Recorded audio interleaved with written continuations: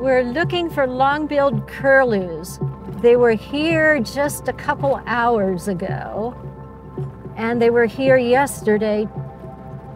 We'll see if they're going to be elusive curlews today. Katie Feit wants to keep all of this land just the way it is. Looking for the curlews, they're very cryptic.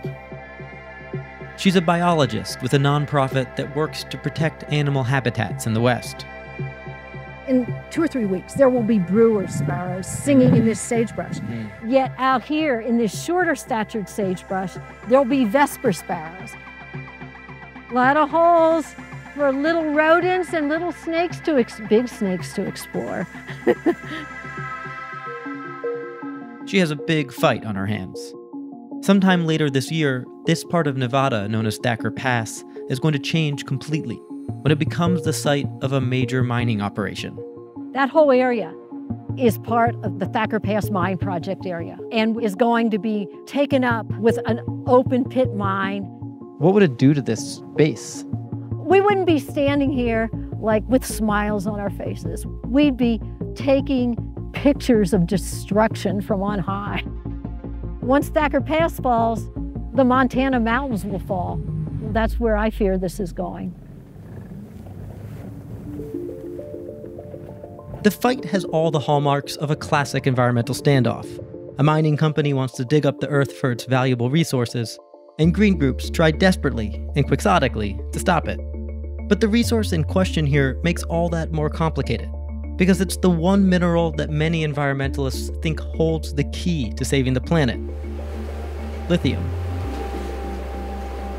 The intensifying quest to find and produce lithium. Lithium is central to the batteries used in electric vehicles. There's no reason why American workers can't lead the world in the production of electric vehicles and batteries. Electric vehicles and improved forms of renewable storage will be essential if we want to reduce our carbon output and stop climate change. Currently, almost all of the world's lithium comes from Australia and South America.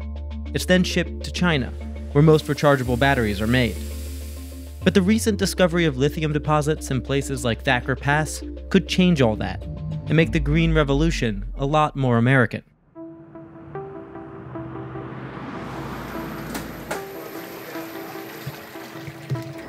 Let's show you a very scaled down version of what we plan to build out at Thacker Pass. Tim Crowley runs communications for Lithium Nevada, the company planning to build the mine.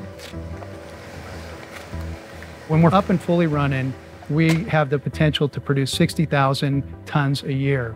60,000 tons equates to roughly 1 million electric vehicles. It's an absolute essential project. This is the raw material you're going to pull out, and the lithium's in here. This is our booty. This is our ore right here. It doesn't look like much. Yeah, you're right, because the lithium in here is microscopic, and we need to break it down and separate everything else that doesn't have lithium value. In the end, this is what we're ultimately going to end up with, is lithium carbonate. We went out to Thacker Pass, and it's a beautiful sight, and it's a little hard to stand there and not feel a little sad about it being dug up, it being turned into an industrial site. This is a site that will be completely reclaimed. Much of that reclamation will happen as we're mining. So as we mine our pit, we're going to actually backfill.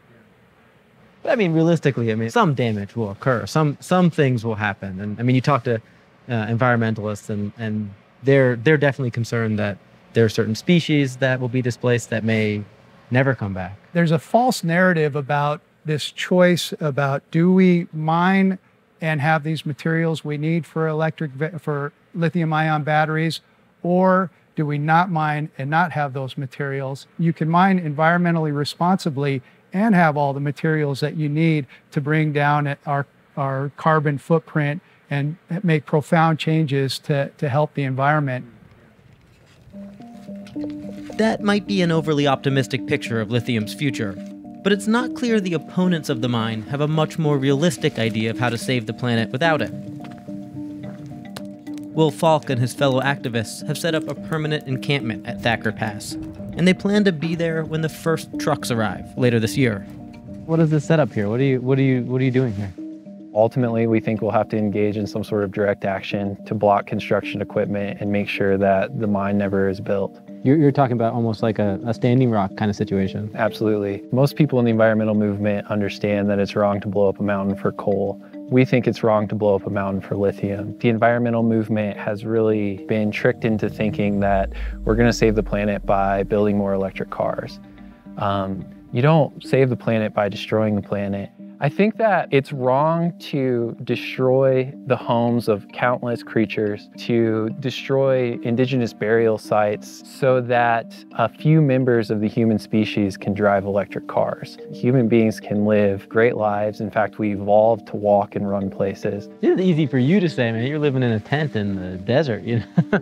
Yeah, and we also never have a conversation in the environmental movement about reducing consumption and even reducing human population. And if we're not going to ask those questions, we're going to continue to destroy places and we're going to continue to push species into extinction. Falk and his fellow activists aren't the only ones opposed to the project. A collection of environmental nonprofits is currently suing the Bureau of Land Management to stop it. John Hatter is the executive director for one of those groups, Great Basin Resource Watch. Mining projects have long-term, permanent effects. They're very destructive. They're disruptive to communities. You've got to do it right to begin with. There's something different about lithium, though. I mean, it's something that could help actually improve the Earth's health on a much broader scale. Is that maybe? Is that not worth some damage, some cost to these local places? Well, industrialists have said for over 200 years that this is all important. We got to do it now. We got to do it now right away. And we have, as a result of that eagerness and that lack of proper permitting and lack of consent, we now have 200,000 abandoned mine sites in the United States. The EPA Superfund has identified on the order of 154 sites that are going to require up to $24 billion to clean up. Is the damage to Thacker Pass worth it? I mean, is it worth it to the greater good? Who answers that question? Who makes that decision? That's where I come. That's where we come from. Who decides? Who decides what area goes down and what area doesn't go down? Is it up to you? Is it up to me? You know, so that's the problem. And what are the rights of the people that are most affected by it? What is their voice in the process? And I think that's a question that's hard to answer.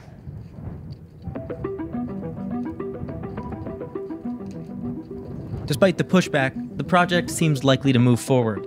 Its approval was fast-tracked during the Trump administration, and so far, the Biden team has shown no signs of getting in the way. Neither will environmentalists like Glenn Miller.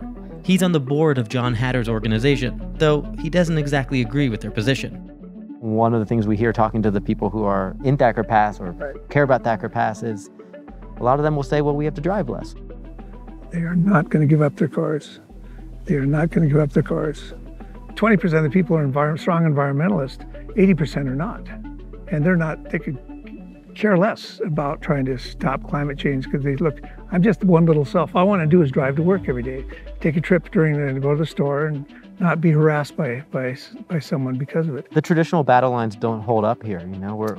We're used to seeing environmentalists versus sort of mining interests and industrialists. And here you have, to some extent, you have environmentalists against other environmentalists. It's all a question of values. What do you value? It's essentially which is the more important value, and that's exactly what you get conflict of. My value of having electric vehicles to reduce carbon release.